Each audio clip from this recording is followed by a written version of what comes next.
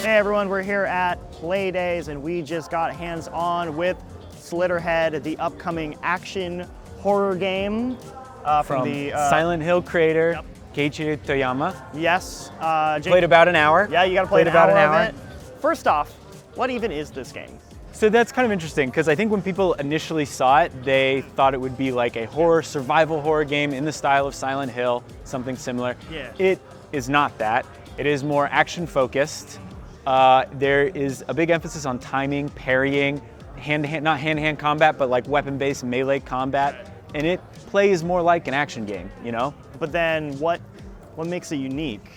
So I guess the big twist is that you can control basically any person in the vicinity. Yeah. So the whole thing is when you're in combat, you're kind of switching between characters on the fly. Say one character gets overwhelmed, you can press left bumper, switch to another, and then you come up behind that creature and whack the hell out of it. Yeah, because you don't play as an individual person, you play as like a spirit. Like Yeah. possess people and go back and forth. And that was by far the coolest part about the game, was Yeah, like the way you can... kind of like Watch Dogs Legion in a sense, little or bit. Driver San Francisco. Driver San Francisco is a good comparison because it's the fact that you're switching like mid-combat in a way that's the Driver San Francisco thing, Yeah. where you would be like, I'm about to crash, I'm gonna swap. And this, you can do cool things where like, oh, I'm about to die, I'm gonna switch to a guy behind them. And while like the enemy is like attacking my original host, I can like get up and do like a big like, you know, back attack and like all like there's like a strategy behind the swapping. That's really cool. And the thing is like you can only die 3 times. So only 3, I guess, NPCs you can control can die. However, if you switch before your character dies, that is not a death. So if you switch and then your character you previously were dies, you're fine. Yeah. Which is kind of interesting. So there's like a pressure, I guess. Yeah. But at the same time, I guess you can't abuse that too much because if everyone dies and then there's no one left alive. Yeah, and one thing I noticed screwed. is like I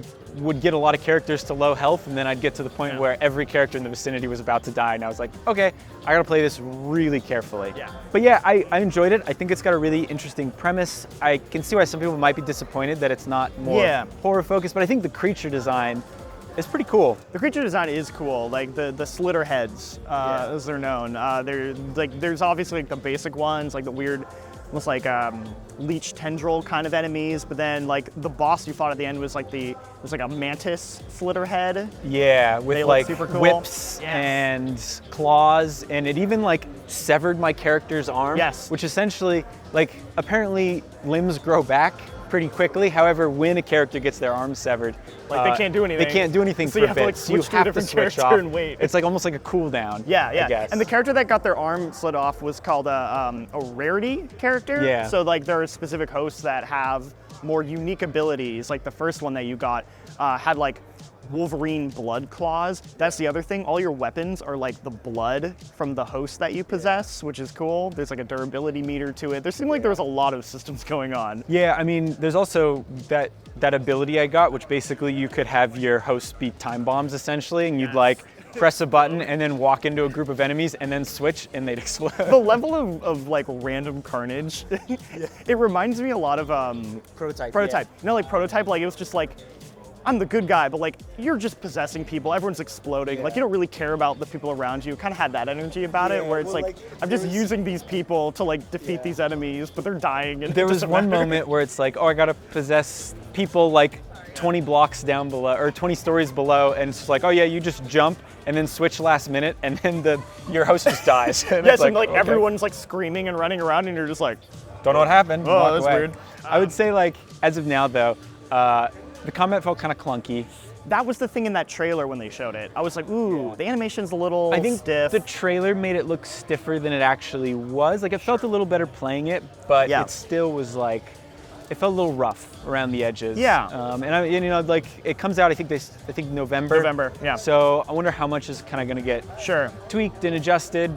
But I think that's sort of the only thing that I saw that I was like, okay, I could see there being some friction for people. Sure. And they said it is a linear game. Like it's not open world, it's more like linear focused, mission based. Like I think depending certain missions, maybe the areas themselves will be more open-ish, but it's not an open world game or anything. So I do think it's like, seems like the combat is really gonna be kind of the make or break for the game, I would say. That is like the primary focus of it. Yeah.